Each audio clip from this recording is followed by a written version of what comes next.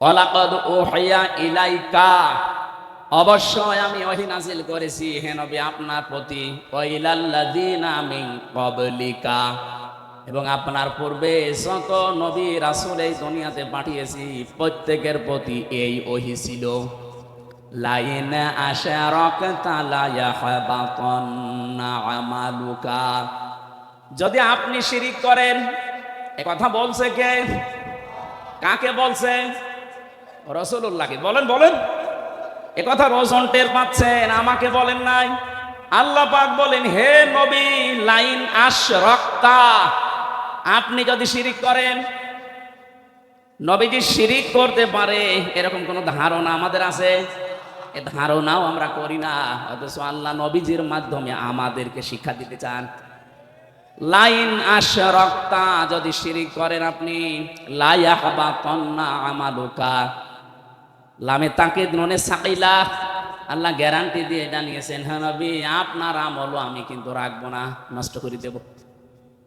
এতটুকু আল্লাহ শেষ করেননি, ওয়ালা তাকুনান্না মিনাল খাসিরিন, এইটাও লামে তাকিদ নুনে সাকিলা। আল্লাহ যদি গ্যারান্টি দেয়, এটা আলতো ফালতো না, এর ভেতরে অনেক ওজন আছে আল্লাহর কথায়। আল্লাহ বলেন শুধু আপনার আমল আমি নষ্ট করে দেব তা না, আমি আল্লাহ গ্যারান্টি দিয়ে বলছি আপনি ক্ষতিগ্রস্ত হয়ে যাবেন।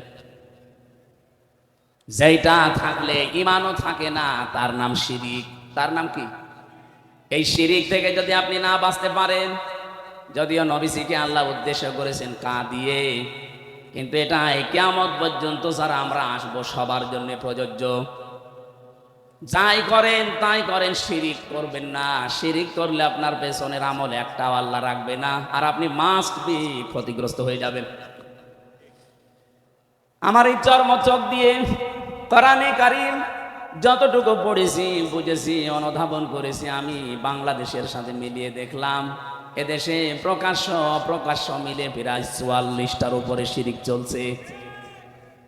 আমি এক কথায় জবাব দিচ্ছি, সবগুলো বলতে গেলে আমার আয়াতে যাওয়া হবে না, এই জন্য আমি মেন কথাটা বলছি। আল্লাহ যেটা পারে ওইটা অন্য কেউ পারে, এই বিশ্বাস করার নাম শিরিক। কি কথা বলেন না কেন? এবার আসেন তো বাংলাদেশের সাথে মিলাই। এদেশে বহু মানুষ এমন আছে আল্লাহ যেটা পারে এটা অন্য কেউ পারে বিশ্বাস করে, করে না? আন্নাল কুওয়াতা লিল্লাহি জামিআ, সূরা বাকারার আয়াত ২ নাম্বার পারার ৪ নাম্বার পৃষ্ঠার ৩ নাম্বার লাইনে আছে, মাঝের অংশে আছে আন্নাল কুওয়াতা লিল্লাহি জামিআ, সব ক্ষমতার উৎসকে। আরো জোরে।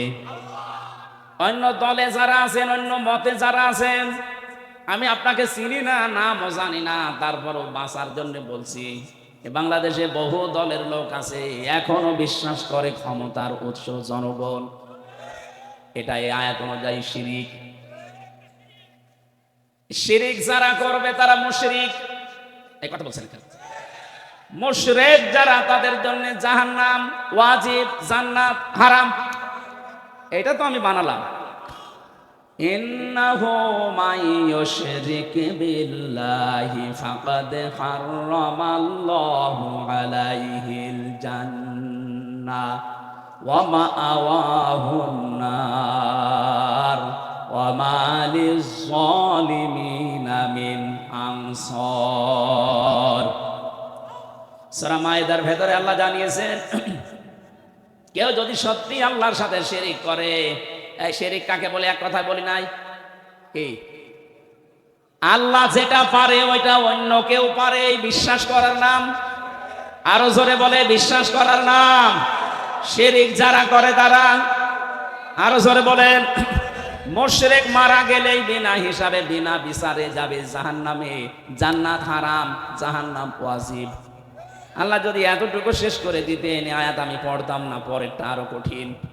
ওমা লিয-যালিমিনা মিন আনসার, কারণ শিরিক যারা করে এরা যেহেতু আল্লাহর সাথে জুলুম করে, ইন্নাশ শিরকা লাযুলমুন আযীম, সবচাইতে বড় জুলুম আল্লাহর সাথে শিরিক করা।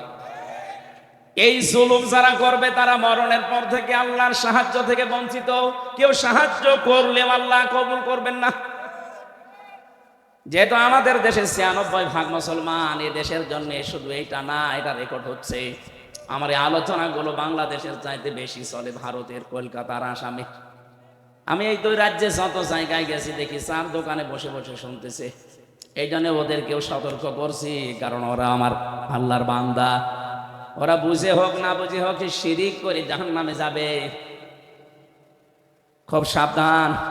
বাংলাদেশে অনেক মানুষ এমন আছে, আমি দেখতে পাচ্ছি, এই কথা এখনো বিশ্বাস করেন যে ক্ষমতার উৎস জনগণ। এক্ষুনি বিশ্বাস পাল্টাতে হবে। কি কথা বলে না কেন? আপনি যদি কিছু নিয়ে যেতে না পারেন, এর রাত 10টা 10:30 পর্যন্ত জেগে আছেন কোন কারণে? আপনি কি রূপ দেখাতে এসেছেন যে আমার মতো চেহারার কারণে এই যে দেখে যান? আপনার চাইতে বহু সুন্দরী মানুষ এখনো পর্যন্ত কবরে পড়ে আছে। এনা চেহারা দেখার জন্য আমার আপনার কেউ আসে না, এসেছি কিছু নেওয়ার জন্য। আরে বিশাল আয়োজনে লক্ষ লক্ষ টাকা খরচ, 5টা মানুষ যদি শিরিক থেকে বাঁচতেই না পারে, ছাতা দিয়ে লাভ কি? কথা বলে না কেন? আমি সহ যাদের এই বিশ্বাস এখনো আছে যে না ক্ষমতায় জনগণ দিতে পারে, এটা এখনই পাল্টাতে হবে। এইটাই বাংলাদেশ জামাতি ইসলামী মানত না, এই জন্য তাদের নিবন্ধন পর্যন্ত বাতিল করে দিয়ে চলেছে আলেমরা। তারা বলেছিল না ক্ষমতার উৎস আল্লাহ, কুলিল্লাহুম্মা মালিকাল মুলকি তুতিল মুলকা মান তাশা। ক্ষমতার মালিক কে? আরো জোরে বলেন। আমি একটা মাত্র ট্রান্স দিলাম, এরকম 44টা আমার এই ছোট নজরে দেখতে পাচ্ছি এই বাংলাদেশে। সুতরাং যাদের এই বিশ্বাসে আছেন, আপনি নামাজ পড়তে পারেন, রোজা রাখতে পারেন, মুসলমান দাবি করতে পারেন, কিন্তু আপনি মুশরিক। প্রশ্ন আসতে পারে, নামাজ পড়ে আবার মুশরিক হয়? রোজা রেখে হজ করে কাবা শরীফ ঘুরে আসলাম, তারপরও আমি মুশরিক? আরে ভাই, আপনি যেহেতু কাবা ঘর ঘুরিয়ে এসেছেন, আর আবু জেহেল ছিল কাবার সভাপতি, কাবা ঘরের সভাপতি ছিল, ও কি মুশরিক? ও কি? আপনি যদি বলেন ও কি আমার মতো আল্লাহ একজন আসে বিশ্বাস করতো, হয়তো মানে কোরআনে কারীম জানিয়েছে, ওয়ালা ইন সালতাহুম মান খালাকাস সামাওয়াতি ওয়াল আরদা লা ইয়াকুলুনাল্লাহ। আল্লাহ পাক বলেন, হে নবী, আবু জেহেলকে যদি জিজ্ঞাসা করেন আকাশ আর জমিন কে বানিয়েছে, লা ইয়াকুলুনাল্লাহ, এখানে যারা গ্রামার বোঝে, লামে তাকিদ নুনে সাকিলা, আবু জেহেল গ্যারান্টি দিয়ে বলতো আল্লাহ বানিয়েছে। তাহলে আল্লাহ একজন আছে, ও বিশ্বাস করতো না? বলেন বলেন। তা আমি ওই বিশ্বাস করি, ও ওই বিশ্বাস করে। ও বিশ্বাস করার পরেও যদি মুশরিক হয়, আর আমি ওই বিশ্বাস করে ইমানদার থাকি, কোন কায়দায়? পার্থক্য তো এতটুকুই যে ক্ষমতায় দিতে পারে যে দেবদেবীরা আছে এরাও, আর এখন আর দেবদেবী আমরা বিশ্বাস করি না, করি মানুষ দিতে পারে, কথা একই। শয়তান এটা উল্টিয়ে দিয়েছে আমাদের সামনে, কারণ শয়তান ভালো করে জানে ৯৬% মুসলমান এই বাংলাদেশে, এদের কাছে যদি একটা মূর্তি খাড়া করে দিয়ে বলি এটা পূজা করো, জীবনও করবে না। এটা যেন না করে অন্য কায়দায় এটা করা যায়, সেই বিশ্বাসটাই আমাদের ঢুকিয়েছে। এই জন্য আমি সহ যারা এই বিশ্বাসে আছি, এই বিশ্বাস পাল্টাবেন কিনা বলেন? যদি না পাল্টাতে চান, আমি ওয়াজ করবো না, বেকার। আমি সেই কুষ্টিয়া থেকে আসলাম, এদেশে বহু মানুষ আমি জানি এখানেও বসে আছেন যারা এখনো বিশ্বাস করেন ক্ষমতায় দিতে পারে জনগণ। না, এ বিশ্বাস যারা করেন এক্ষুনি বিশ্বাস ভেঙে চোরমার করে ফেলেন। মজবুত বিশ্বাস আজকে নিয়ে যাওয়া লাগবে। দুনিয়া একদিকে যাক, আমি এইটা বিশ্বাস করি ক্ষমতায় দিতে পারে কে। এ বিশ্বাস আমরা করি না। হালকা পাতলা যাদের একটু এদিক ওদিক ছিল যেন ঠিক হয়ে যান, নয়তো আপনি মারা গেলে কবরে দেব, জানাজা দেব, সব বেকার হবে। কি আমি যে কথা বলতে চাচ্ছিলাম এতক্ষণ পর্যন্ত, ঈমান অন্তত যারা আমরা এনে ফেলেছি, আমাদের ঈমান যেন নষ্ট হয়ে না যায়। ঈমান নষ্ট হয় প্রথম কারণ কি? শিরিক। বলেন বলেন, আরো জোরে বলেন। এবার আমি আরেকবার বলছি, শেষ বলা, আল্লাহ যেটা পারে ওইটা অন্য কেউ পারে, এই বিশ্বাস করার নাম শিরিক। যারা করে তারা, একটা বললাম এই বিশ্বাস নিয়ে, বহু মহিলা বসে আছে প্যান্ডেলে, ওরা এখনো পর্যন্ত বিশ্বাস করে সন্তান দিতে পারে কোন পীর সাহেব বাবা। করে না? আপনারাও এখনই পাল্টাবেন। কিয়ামত পর্যন্ত যদি আপনি হায়াত পান, সন্তান না হয়, মনে করবেন আল্লাহ দিচ্ছে না, কারণ এটা দেওয়ার একচ্ছত্র মালিকানা আল্লাহর। লিল্লাহি মুলকুস সামাওয়াতি ওয়াল আরদ ইয়াখলুকু মা ইয়াশা ইয়াহাবু লিমান ইয়াশাউ ইনাসা ওয়া ইয়াহাবু লিমান ইয়াশাউ যুকুর। সূরা সূরার 49 নম্বরে আয়াত অনুযায়ী প্রমাণ হয় আসমান জমিনের মুলকিয়াতের মালিক, রাজত্বের মালিক আল্লাহ। যাকে ইচ্ছা তাকে সন্তান দান করে, মেয়ে দেয়, ছেলে দেয়। যাকে ইচ্ছা আল্লাহ কিছু দেয় না, বন্ধা করে রাখে। সব কিছু ক্ষমতার মালিককে। সুতরাং কোন মহিলা যেন কোন সন্তানের জন্য কোন দরগায়, কোন দুর্গায়, কোন মাজারে পীর সাহেব জিন্দা হোক আর মরা হোক, জীবনও আর যাবেন না। ছেলে মেয়ে না হয় না হোক, আপনি শিরিক করতে পারেন না। কথা বলেন না কেন? এই যে 44টা বলছিলাম, এটা 2 নাম্বার গেল। 3 নাম্বারটা বলছি, আমি সবগুলো না বললেও অন্তত টাচ দেই। কোরআনে কারিমে সূরা আরাফ 154 নাম্বার আয়াত শেষের দিকে আছে। আল্লাহ পাক বলেন, আলা লাহুল খালকু ওয়াল আমর তাবারাকাল্লাহু রাব্বুল আলামিন। আসমান জমিন বানিয়েছে যিনি, হুকুম চলবে তার, সৃষ্টি যার, আইন তার। এ নিয়ম কার? বলেন বলেন। যেহেতু আমরা বিশ্বাস করি এই পৃথিবী বানিয়েছেন আল্লাহ, তাহলে এই বিশ্বাসও করা লাগবে এখানে আইন চলবে। যারা আল্লাহর আইন বাদ দিয়ে আল্লাহকে সৃষ্টিকর্তা মানেন, কিন্তু তার আইন বাদ দিয়ে মানুষের তৈরি করা আইন কানুন প্রতিষ্ঠার জন্য চেষ্টা করেন, আপনি মুশরিক। এই কথা বলেন না কেন? এদেশে এখন আপনি মেলান তো এই 3 নাম্বারটা নিয়ে, এদেশে আমার মনে হয় এখন ভরি ভরি লোক পাবেন। ওকে জিজ্ঞাসা করবেন সৃষ্টিকর্তাকে, আল্লাহর নাম বলবে, কিন্তু আইন যে চলবে ওই আল্লাহর, এটা বলতে গেলে তখন বলে হুজুর এটা রাজনীতি, এটা দুনিয়ার কাজ। আপনি নির্ভেজাল টাটকা মুশরিক। কারণ সৃষ্টি যার, আইন চলবে তার, এইটাই ফাইনাল। কথা বলেন না কেন? যারা আল্লাহর আইনের বিপরীতে নতুন কোন আইন বানাতে চায়, কোরআনে কারীম সূরা আলে ইমরান 154 নাম্বার আয়াত, এটা মাঝের অংশে আছে, ইয়াকুলুনা হাল্লানা মিনাল আমরি মিন শাইইন কুল ইন্নাল আমরা কুল্লাহু লিল্লাহ। এ নবী, ওরা যদি জিজ্ঞাসা করে যে আইন তৈরি করার ক্ষমতা, পাওয়ার কোন অধিকার আমাদের আছে, আপনি ডাইরেক্ট ফতোয়া দেন না। আইন তৈরি করতে পারে শুধুমাত্র কে? আরো জোরে। এটাকে আমি বানালাম, এটা বললাম কেন? বাংলাদেশে এখন সংশোধন চলছে, সংস্কার চলছে, বিশেষ করে আমাদের সংবিধান। কথা বোঝে? এই ঝড়ে যদি কিছু করে নিতে না পারেন, আবার 50 বছর পিছিয়ে যাবেন। এমনিতেই তো 53 বছর আমরা পিছিয়ে আছি। কথা বলেন ঠিক কিনা? মানুষ নামে কলঙ্ক কিছু মানুষ নিজেরা আইন বানিয়ে আমাদের উপরে সংবিধান আকারে চালিয়ে দিয়েছিল। আল্লাহ পাক 1500 বছর আগে মানব জাতির জন্য একটা সংবিধান দিয়েছেন। সূরা ফুরকান, ফুরকান মানে সংবিধান। ফুরকান মানে কি? এখানে 54টা 74টা আয়াত আছে, 73টা ধারা আছে।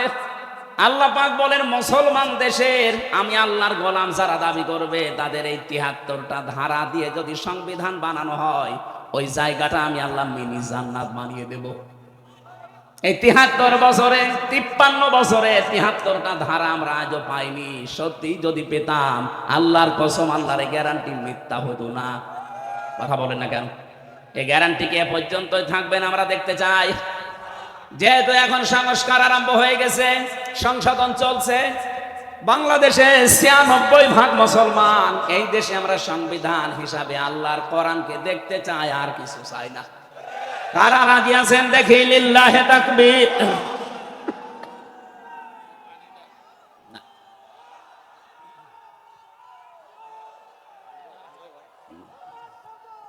ঠিক আছে, আলহামদুলিল্লাহ। ভাই কথা বুঝলেই হবে, তাকবীর না দিলেও সমস্যা নেই, কথা বুঝলে হবে। বসেন। আমার একটা একটা করে সবগুলো বলা সময় নেই, আমি তাড়াতাড়ি তাফসিরে প্রবেশ করছি। যেটা বললাম খুব গুরুত্বপূর্ণ বিষয়, আমাদের ঈমান থাকা না থাকার বিষয়। এই জন্য মানুষের মর্যাদা দিনের পর দিন আল্লাহ বাড়াবে তাদের। এই পৃথিবীতে যেই মানুষগুলো ঈমান আনবে, ঈমান পাবে না। আমরা ঈমান পেয়েছি না ঈমান এনেছি? আমরা ঈমান আনতে চাই। এই এটার হাত ধরে বসিয়ে দেন।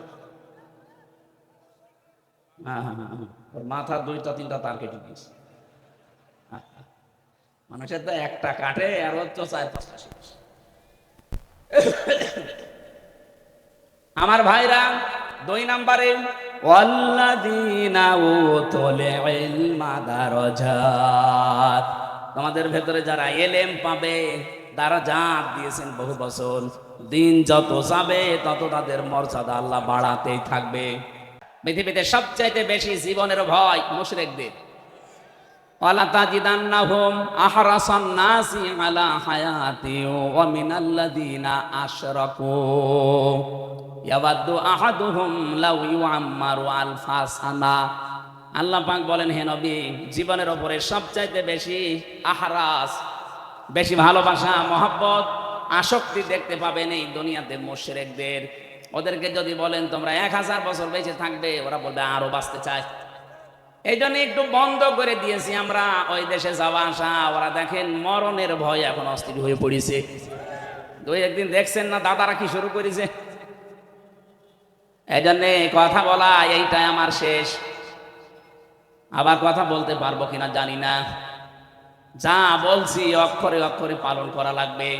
দুনিয়াতে যদি আপনি জ্ঞান অনুযায়ী সত্যি আমল করতে না পারেন, হয়তো সামনাসামনি দেখে আপনাকে অনেকে সম্মান করতে পারে, দিন যত যাবে আপনার সম্মান আল্লাহ একেবারে তলানিতে পৌঁছিয়ে দেবে। আল্লামা দেলাওয়ার হোসাইন সাইদি রহমতুল্লাহ আলাইহি শহীদ, এই লোকটা দুনিয়া থেকে বিদায় নিয়েছে ঠিক, দিন যত যাচ্ছে তার জন্য দোয়া বাড়তেছে। কথা বলেন না কেন? আর জালেম সেই কয়টা বিদায় নিলে কয়দিনে, ওরাও তো ছিল ক্ষমতায়। ওরা দিন যত যাচ্ছে মানুষের ঘৃণা তত বেশি হচ্ছে তাদের প্রতি। এই জন্য যারা এলেম অনুযায়ী আমল করেননি তারা আলেম না, তারা আল্লাহর কাছে জালেম। কোরআনে কারীম জানাচ্ছে সূরা বাকারা 1 নম্বর পারার 20 নম্বর পৃষ্ঠা 13 নম্বর লাইনের 140 নম্বর আয়াতের প্রথম অংশে আছে, ওমান আযলামু মিম্মান কাতামা শাহাদাতান ইনদাহু মিনাল্লাহ। আল্লাহ পাক বলেন, তোমরা বড় জালেম দেখতে চাও? সবচাইতে বড় জালেম আমি আল্লাহর কাছে ওই লোকটা যাকে আমি আল্লাহ কোরআনের জ্ঞান দিয়েছিলাম, এটা জানার পরও দুনিয়ার স্বার্থ পেয়ে গোপন করে দিয়েছে। ছোট জালেম না, আফজাল ইসমে তাফসিল আসলাম। সুতরাং এই দেশে 15.5 বছরে জালেমদের 5 গোলামি যারা করেছেন, এত বড় বড় জালেমদেরকে যারা কওমি জননী উপাধি দিয়েছেন, আল্লাহর কসম আপনি আল্লাহর কাছে আলেম না জালেম। তাও ছোট জালেম না বড় জালেম। এদের সম্মান দিন যাবে আরো কমতে থাকবে না বাড়বে? ইয়ারফা দিয়েছেন আল্লাহ এই কারণে। এই জন্য যাদের নাম আমি জানি না, অনেকের জানি, সম্মান মর্যাদা কামনা করছি ঈমান এবং জ্ঞানের উপরে আমল করার কারণে। আল্লাহ যেন অবশ্যই আয়াতটা আমাদের সবার জীবনে কার্যকর করেন, বলেন আমিন।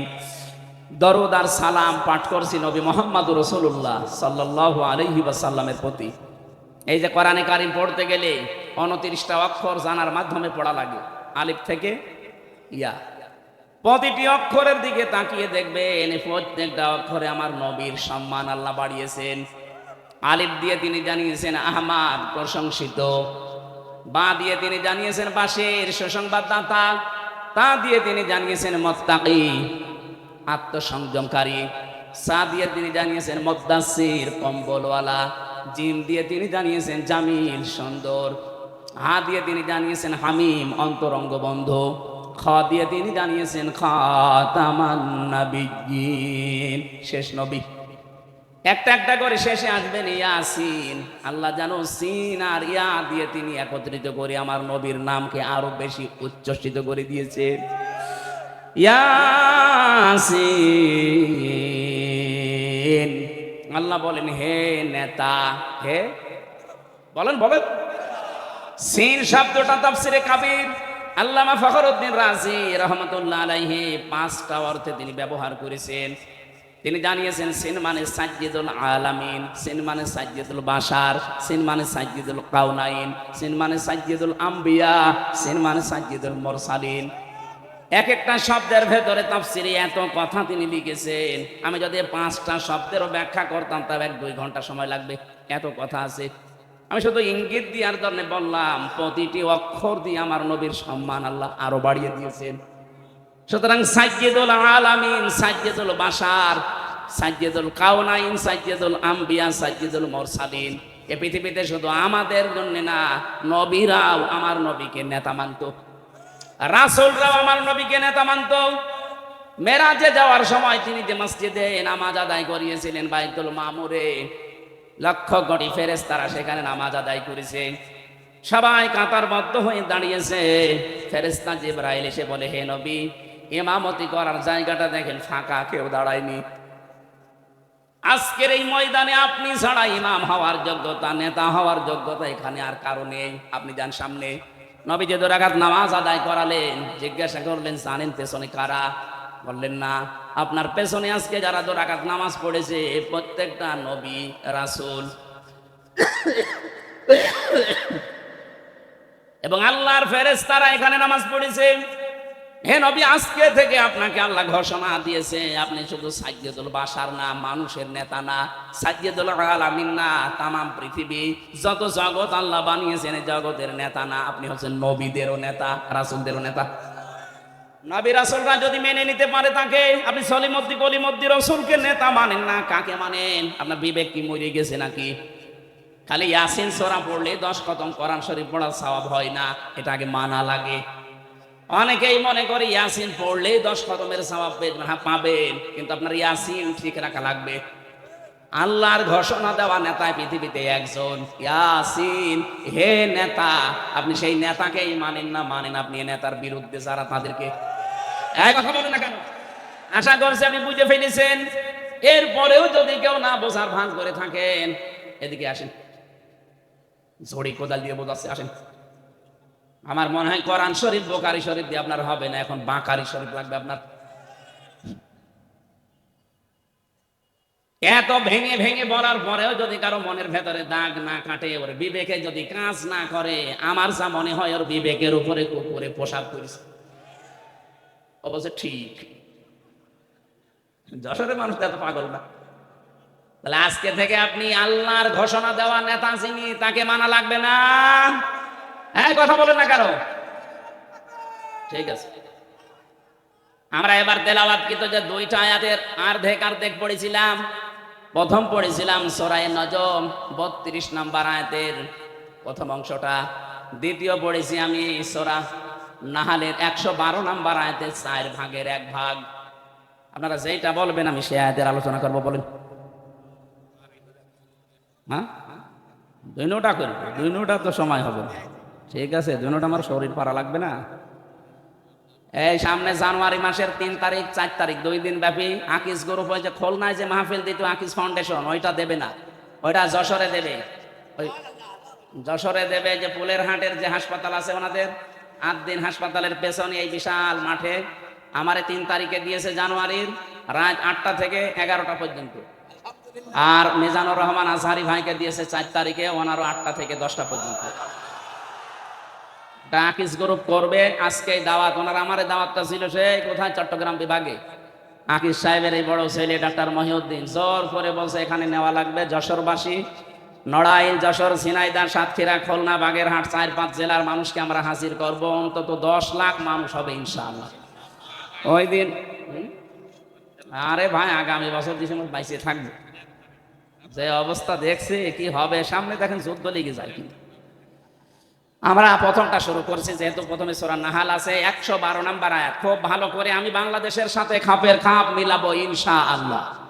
জবান খুলে আগে পড়েন, এই একটু নড়াচড়া ওঠা এগুলো কম করবেন।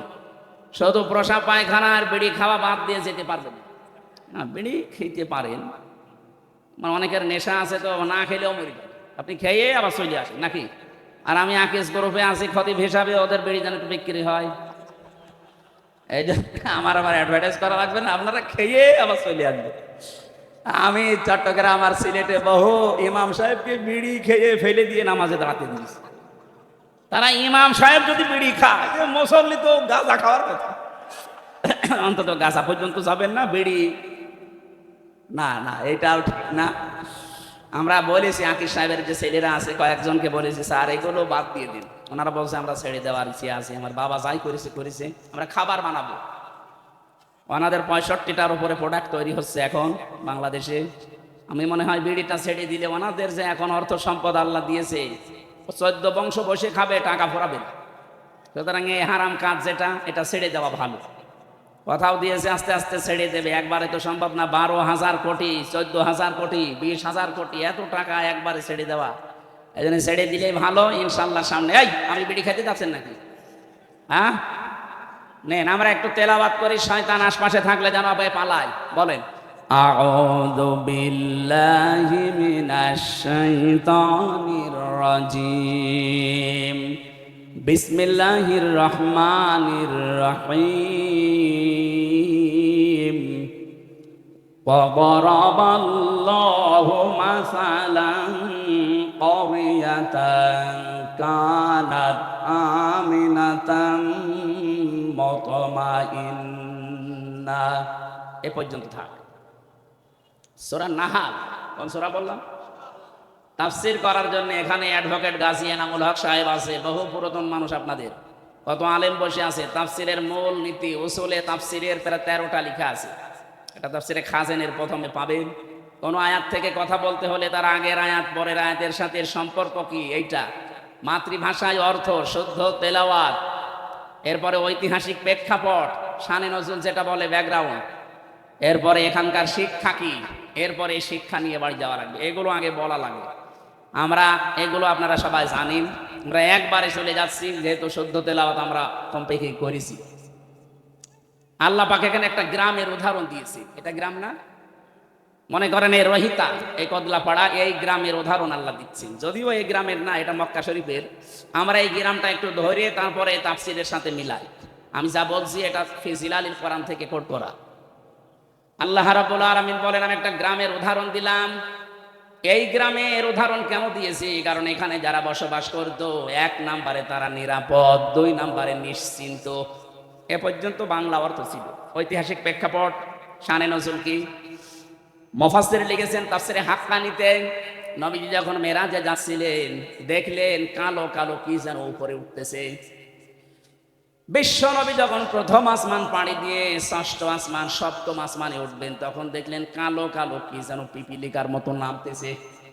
জিজ্ঞাসা করলেন, ইয়া আখি জিবরাইল, হে ভাই জিবরাইল, আমার সফর সঙ্গে আপনি, এই যে কালো কালো কি ওঠে, আরে পিপিলিকার মতো কি এগুলো নামে? ভালো করে শুনবেন, ফেরেশতা জিবরাইল ওই দিন বলেছিল, হে রাসূল, দুনিয়াতে যে যেই ধরনের গোনাগুলো করে এগুলো সব আকাশে উঠতেছে, আর এই গোনাগুলো আল্লাহ আবার গজব করে ওই যে পিপিলিকার মতো নামাচ্ছে। পৃথিবীতে আমরা যে যেই ধরনের গোনা করব, এটা কিন্তু আবার রিটার্ন আসবে। কথা বুঝতেছে? তাহলে এমন আজকে এমন শিক্ষা নিয়ে যাব যেন অন্তত এগুলো আর না ওঠে, এটা বন্ধ হয়ে যায়। এটা যদি নিচ থেকে বন্ধ হয়ে যায়, উপর থেকে আসাও বন্ধ হয়ে যাবে। কথা বলে না কেন? আল্লাহ ইচ্ছা করে কিচ্ছু নামাতে চান না। আমরা যা করি এটা ইনপুট দেওয়ার পর এটা আউটপুট আসে। কোরআনে কারিমে ব্যাপারে জানিয়েছেন সূরা রোমের 41 নম্বর আয়াতে, যাহারাল ফাসাদু ফিল বাররি ওয়াল বাহার বিমা কাসাবাত আইদিন নাস, ইলা আখিরি আয়াত।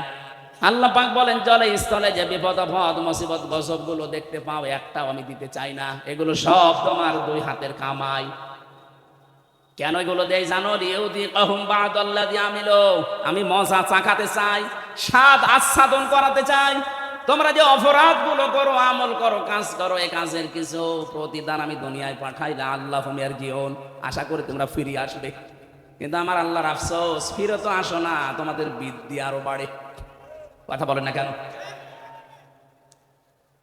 সূরা শুরার 30 নম্বর আয়াতে আল্লাহ আরেকটু বিস্তারিত ভাবে আয়াতে দিয়েছেন, ওয়া মা আসাবাকুম মিন মুসিবাতিন ফাবিমা কাসাবাত আইদিকুম ওয়া ইয়াফু আন কাসীর। জলস্থলে যে বিপদ আপদ মুসিবত গুলো আসে, সব কিন্তু তোমাদের হাতের কামাই করা, অধিকাংশই তো আমি আল্লাহ মাফ করে দেই। তাছাড়া যত অপরাধ তোমরা দুনিয়ায় সংগঠিত করো, সবগুলো তো উপরে উঠতেছে। এগুলো যদি আমি আল্লাহ গজব আর আযাব নাযিল করি, শ্বাস ফেলার সময় পেতে না। সুতরাং আমাদের উচিত হবে আয়াত থেকে শিক্ষা নেওয়া। আমরা দেখি আল্লাহ আয়াত দিয়ে কি জানাতে চাচ্ছেন। প্রথমে উদাহরণ দিচ্ছেন আল্লাহ, ওয়া দারাবাল্লাহু মাসালান ক্বরিয়াতান। দরাবা মানে দৃষ্টান্ত দেওয়া, এই দৃষ্টান্ত উদাহরণ উপমা দিচ্ছে কে? এই দেখেন, ওয়া দারাবাল্লাহু মাসালান ক্বরিয়াতান কানাত আমিনাতান মুতমাইন্না। আল্লাহ বলেন আমি নিজে উদাহরণ দিলাম, উপমা দিলাম, দৃষ্টান্ত দিলাম একটা গ্রামের। কি সেই গ্রামে ছিল জানো? ওই গ্রামের মানুষগুলো নিরাপদ ছিল এবং নিশ্চিন্ত ছিল। তাফসিরে ইবনে কাসিরের ভেতরে ব্যাখ্যায় লিখেছে, এই গ্রাম বলতে আল্লাহ মক্কা শরীফকে বুঝিয়েছেন। ওই জামানা পর্যন্ত মানুষ তামাম দুনিয়া এবং কাবার আশপাশ পর্যন্ত কেউ নিরাপদে ছিল না। চুরি ডাকাতি সন্ত্রাসী চিন্তায় মানুষের কোনো গ্যারান্টি ছিল না বেঁচে থাকার আশপাশে। কিন্তু কাবার আশপাশগুলোতে যারা কাবার চত্বরের ভেতরে আসবে, আল্লাহ তাদের নিরাপদ এবং নিশ্চিন্ত করে দিয়েছিলেন। আল্লাহ বলেন এতটুকু আমি শেষ করিনি, ইয়াতিহা রিজকুহা রাগাদাম মিন কুল্লি মাকান। বিভিন্ন জায়গা থেকে আমি আল্লাহ তাদের জীবন উপকরণ পাঠিয়েছিলাম। আশপাশে ইয়ামেন ছিল, সিরিয়া ছিল। আজকে সিরিয়া বিজয় হয়নি। এই সমস্ত আশপাশ দেশ থেকে তাদের রিস্কের যে জীবন উপকরণ লাগে, রিজিক সব আমি পাঠাতাম। আশপাশের মানুষগুলো যে ইমানদার ছিল তা না, কিন্তু ওই মানুষগুলোর বিবেক ছিল, ওর বিবেকের উপরে আমি আল্লাহ এমন ভাবে আঘাত দিয়েছিলাম, বাধ্য হয়ে তারা এদের জন্য খাবার পাঠিয়ে দিত, জীবন উপকরণ যা লাগে জীবন চলতে সব তারা পাঠাতো। কিন্তু তাদের এইটা আমি সেভ করে দিলাম, তাদের নিরাপত্তা তুলে নিয়েছি, তাদের নিশ্চিন্ত হওয়া এগুলো আমি আল্লাহ বন্ধ করে দিয়ে ফাযাকাল্লাহু লিবাসাল জুই ওয়াল খাউফ, আমি আল্লাহ পোশাক পরিয়ে দিলাম তাদের আচ্ছাদন করানোর জন্য। এক নাম্বার ক্ষুধার পোশাক, দুই নাম্বার ভয়ের পোশাক। বিমা কানু ইয়াসমাউন, কারণ তারা যা করতো তার বিনিময়ে। এই যে এটা বাংলা অর্থ ছিল, এটার এক নাম্বার কারণ আল্লাহ আয়াতের মাঝখানে তিনটা শব্দ দিয়ে বুঝিয়েছেন কেন আমি এই নিরাপদ এবং নিশ্চিন্ত এটা বন্ধ করে দিয়ে এই ক্ষুধা এবং ভয়ের পোশাক পরিয়েছিলাম। জানো, ফাকাফারাত বিআনউমিল্লাহ, তারা আমি আল্লাহর নিয়ামতের সাথে কুফরি করেছিল। কি করেছিল? এবার আমি বাংলাদেশের সাথে মিলাবো। আগে কাবা শরীফটা মিলিয়ে নেই।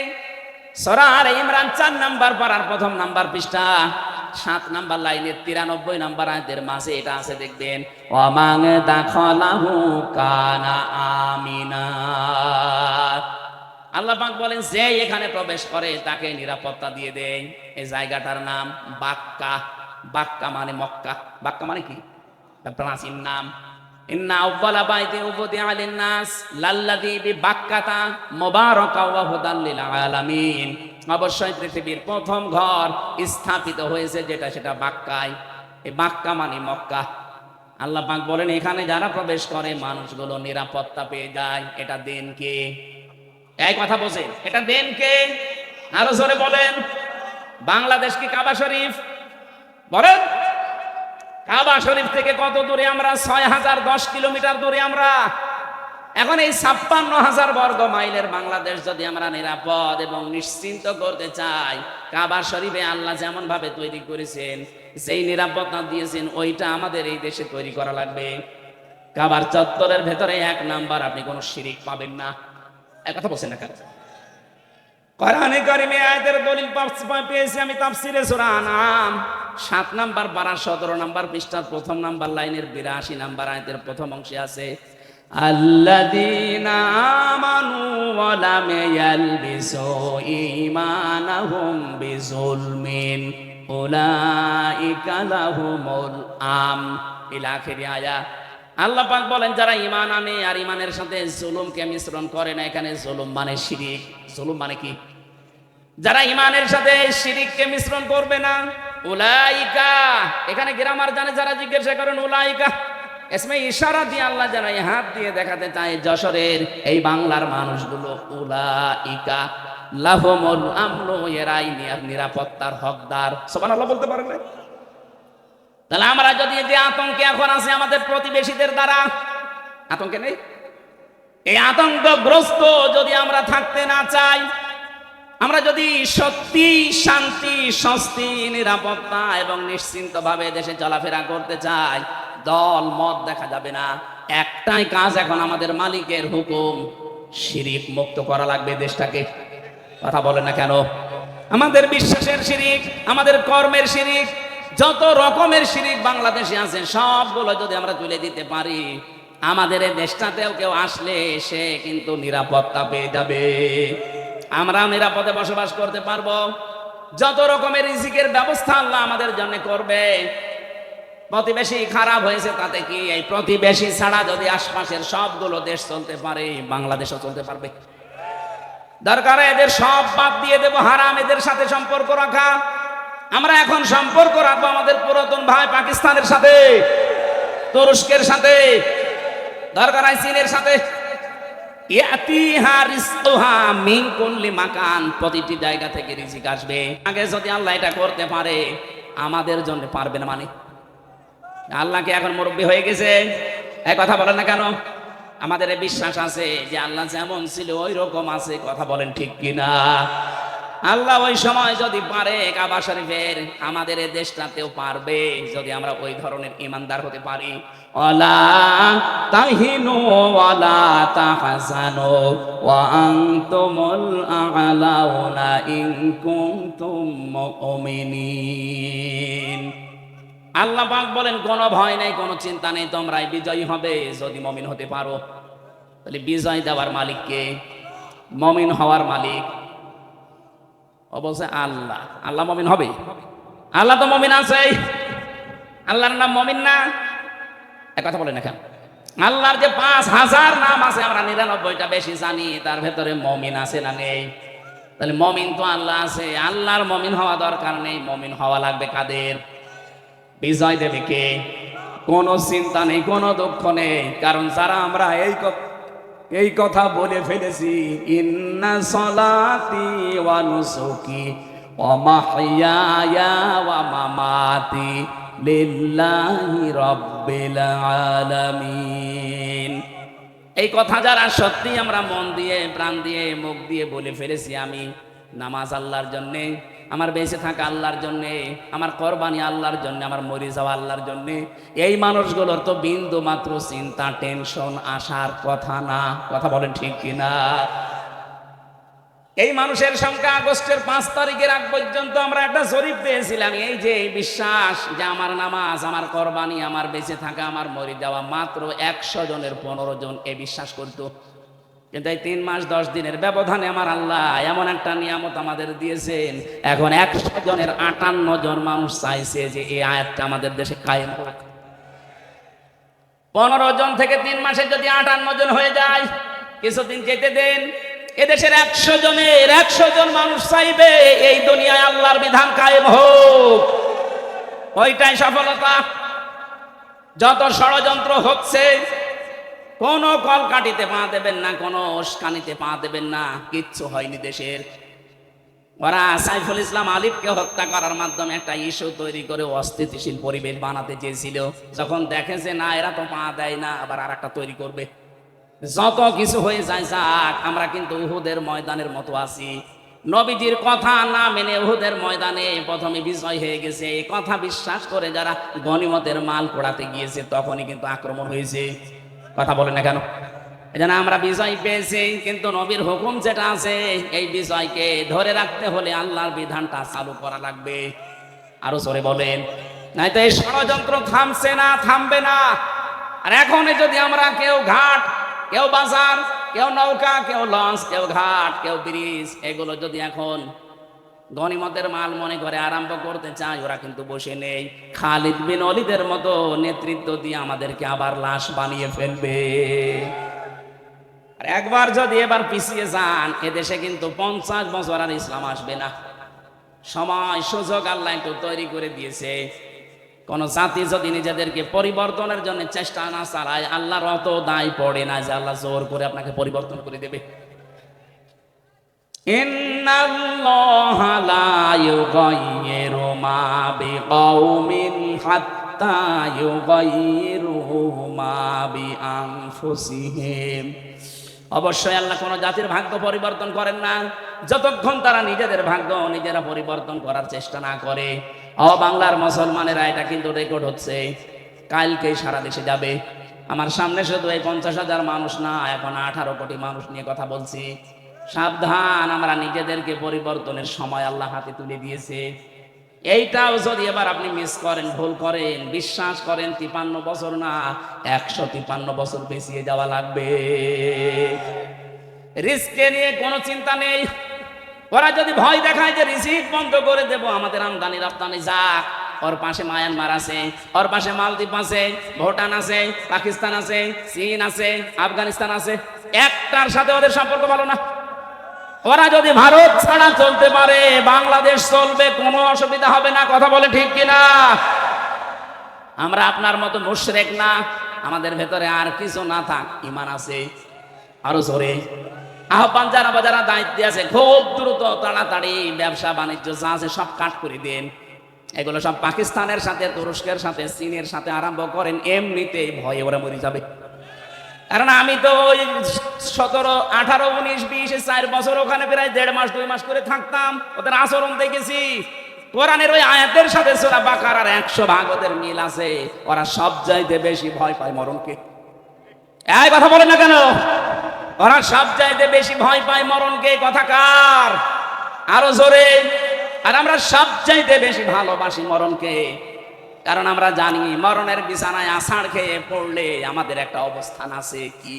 সূরা নাহালে সূরার 32 নম্বর আয়াতে আছে, আল্লাযীনা তাতাওয়াফাহুমুল মালাইকাতু তাইয়্যিবিনা ইয়াকুলুনা সালামুন আলাইকুম উদখুলুল জান্নাতা বিমা কুনতুম তা'মালুন। যে মানুষগুলো এই পৃথিবীর ময়দানে মরণের বিছানায় আছাড় খেয়ে পড়বে, ফেরেশতারা দলে দলে আসতে থাকবে তার কাছে।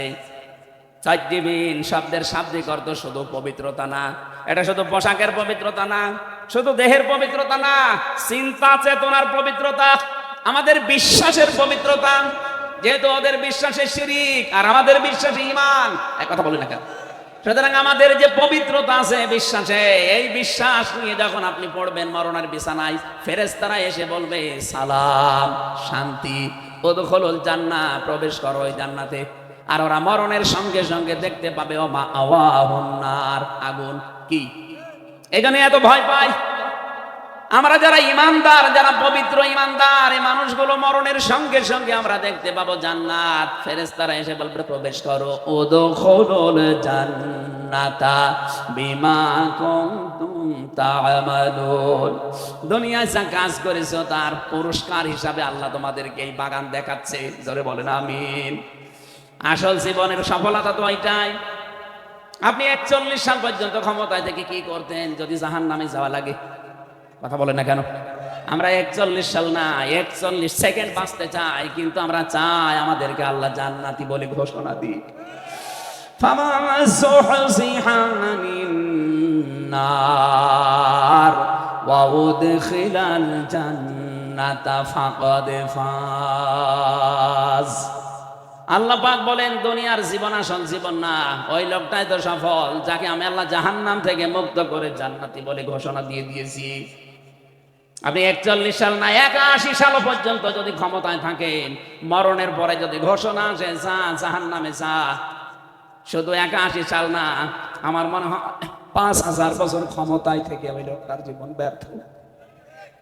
এর পরের আয়াতে আল্লাহ আমাদেরকে একটু সতর্ক বাণী দিয়েছেন, ওমাল হায়াতুদ দুনিয়া ইল্লা মাতাউল গুরুর। হে পৃথিবীবাসী, দুনিয়ার জীবনটা কিন্তু ধোঁকা। দুনিয়ার জীবন কি? আর জোরে বলেন। এটা ধোঁকা। তোমার মা বাবা ধোঁকা, সন্তানাদি ধোঁকা, স্ত্রী ধোঁকা। বিশ্বাস হয় না। যাদের জন্য বৈধ অবৈধ নেই, বাবা শাহজালাল, সব হালাল বলে উপায় করতেছো। কোটি কোটি টাকার সম্পদ রেখে যাচ্ছ, মারা যাও, মাত্র 100 বছর পরে তুমি ফিরে আসো, আমি গ্যারান্টি দিলাম।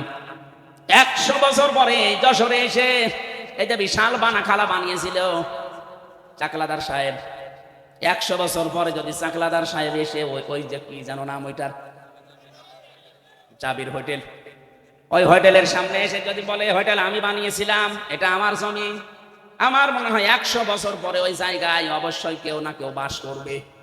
এক কথা বলেন না কেন? 100 বছর পরে যারা বাস করবে, শাইন চাকলাদার সাহেব না, যত বড় মাস্তান এসে বলো কি এটা আমার ছিল, দাঁত ফেলে দেবে। কিসের চাকলাদার আপনি? আপনার যদি থাকার জায়গা না থাকে, পালবাড়ি মোড়ে যে মসজিদ আছে, বারান্দায় থেকে রাত্রে কেটে পড়েন। কি আমি বানিয়ে বলছি? এইটাই হবে দুনিয়ার জীবনই এইটা। এজন্য কার জন্য আপনি কি করছেন? আল্লাহ ফাঁকা ফারাত বিয়ান অনিল্লা দিয়েছেন। ওরা আল্লাহর নিয়ামত গুলো পেয়েছিল, বিভিন্ন দিক থেকে আসছিল, কিন্তু ওরা কুফরি করেছিল, নাফরমানি করে ঢেকে ফেলেছিল। আর যারা বৈধ অবৈধ নেই, বিশাল কিছু তৈরি করে যাচ্ছেন। আরে ভাই, আমি নিজে তো আমার 3 পুরুষের পরে আর চিনি না। আমার বাবা রিয়াজউদ্দিন, তার বাবা জাহান আলী, তার বাবা নমাজ আলী, এরপরে সাথে আমার জানা নেই। আমার মনে হয় এখন নমাজ আলীর বাবা যে কে ছিল সত্যি আমি জানি না। উনি যদি এখন এসে বলে হামজা এই বাড়ি, এই হালসা কুষ্টিয়া, এটা আমার বাড়ি, এই যে 2 তলা বাড়ি এটা আমি বানিয়েছিলাম, দাঁত মুখ খুলে ফেলাবো।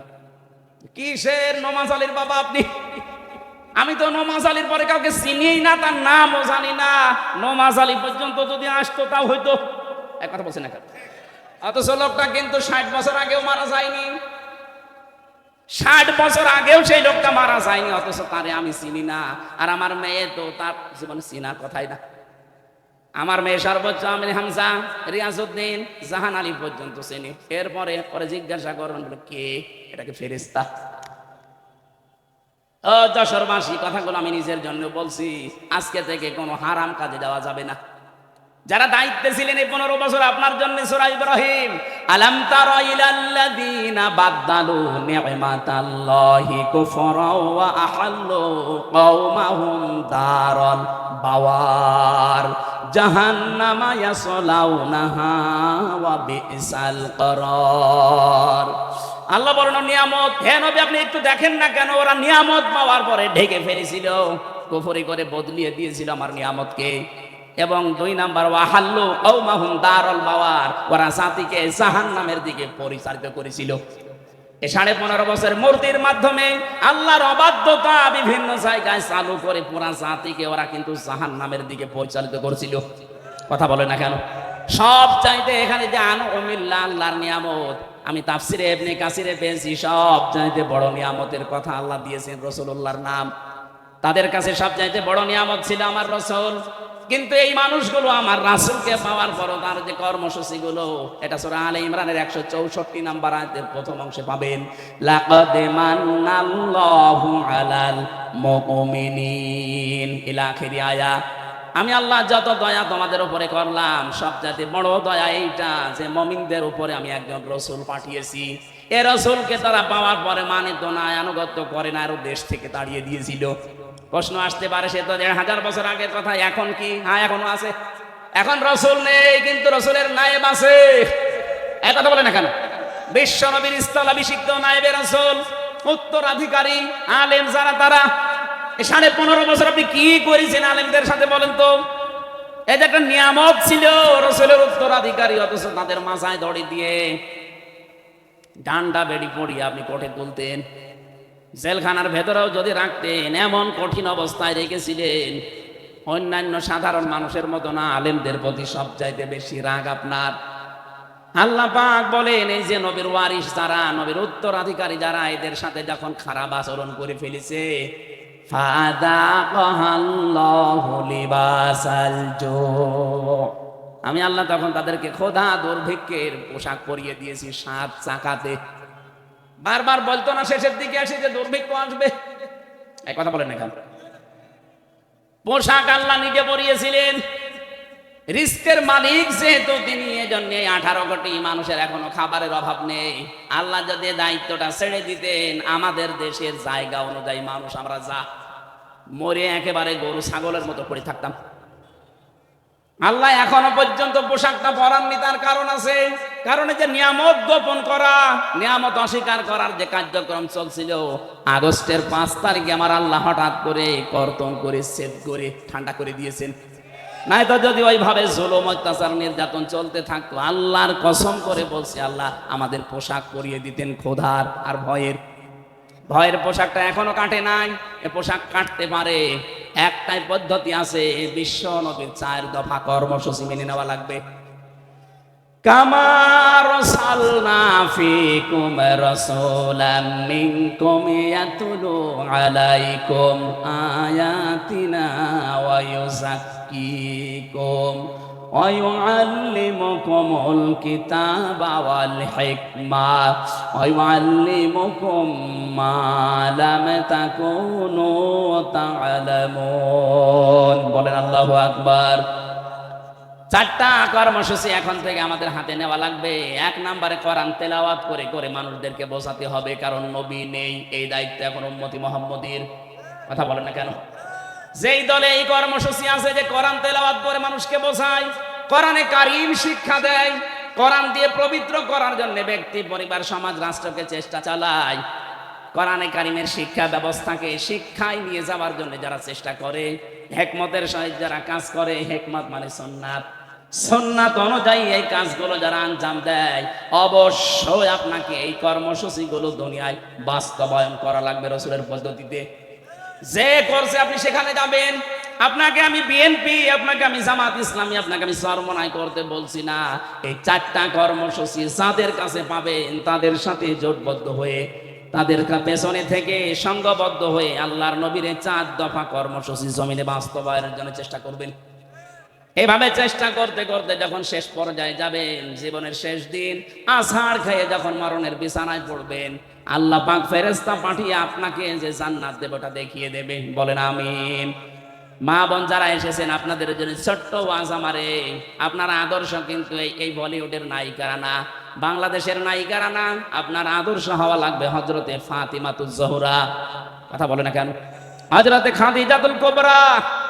এই পৃথিবীতে একজন মহিলাকে জীবিত অবস্থায় আল্লাহ সালাম দিয়েছিলেন স্বামীর খেদমত করার কারণে, তার নাম খাদিজাতুল কুবরা। আজ অধিকাংশ মেয়েরা স্বামীর সম্মান, স্বামীর মর্যাদা বোঝে না। আপনি কি জানেন স্বামী কি? খালি বিছানায় থাকলে স্বামী না, এই যে মর্যাদা কত বেশি আল্লাহ দিয়েছে আপনার তুলনায়। নবীজি বলেন, মেয়েরা যদি আল্লাহ বাদে সেজদা দেওয়া জায়েজ থাকতো, মেয়েদের বলতাম স্বামীর পায়ে সেজদা করো। অথচ সেই স্বামীর হুকুম আপনি মানেন না, ফোঁটা দেন, স্বামীর নাফরমানি করেন, কুফরি করেন। এমনকি অনেক মহিলা আছে স্বামীকে ধরে মারে। এক কথা বলছেন না? বর হাতে মায়ের খাওয়া মানুষ দেশে আছে না নেই? সত্যি করে বলবেন, কোরআনের মাহফিলে কারা খেয়েছেন? হাত তোলেন তো। আপনি খাবেন, আপনি তো তার কাটা। বিয়ে তো করে জানি তো, তার সব কেটে দিয়েছে। আগে তো 5-6টা কাটা ছিল, এখন সবই কেটে দিয়েছে। না, সম্মানিত মা বলেন, আমি হাসির খোরাকি দেয়নি। হাজারো মোবাইল আসে, হুজুর একটু একটু বলতে পারেন না, আমারে ধরে ধরে মারে। আপনি মানুষ।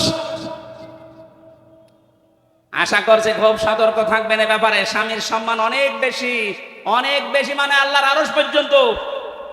এই পৃথিবীতে একজন মানুষকে আল্লাহ আল্লাহ রাসূলের পরে স্থান দিয়েছে, অথচ হাজারো মহিলা এই স্বামীকে কষ্ট দেওয়ার কারণে জাহান্নামে যাবে। নবী নিজে দেখেছেন। কারণ স্বামীর কুফরি করা, স্বামীর নাফরমানি করা, তাদের মনে কষ্ট দেওয়া। আল্লাহ যেন আপনাদের এলাকায় যে মেয়েগুলো আছে তাদেরকে বাঁচিয়ে দেন। বলেন আমিন। নবীজি তিরমিজি শরীফে জানিয়েছেন, ইদা নাসারা ইলাইহা সাররাতুহু, স্বামী যখন বাইরে থেকে আসবে, স্বামীকে আপনি আনন্দ দেবেন, অভ্যর্থনা জানাবেন, শুভেচ্ছা, স্বাগতম, এগুলো জানিয়ে তাকে খুশি করবেন। 2 নম্বরে, ওয়াইদা গাবা আনহা হাফিজাতুহু, স্বামী যখন বাইরে যাবে, মাস্ট বি স্বামীর ইজ্জত, আবরু, স্বামীর সন্তান আর সম্পদ হেফাজত করে রাখবেন।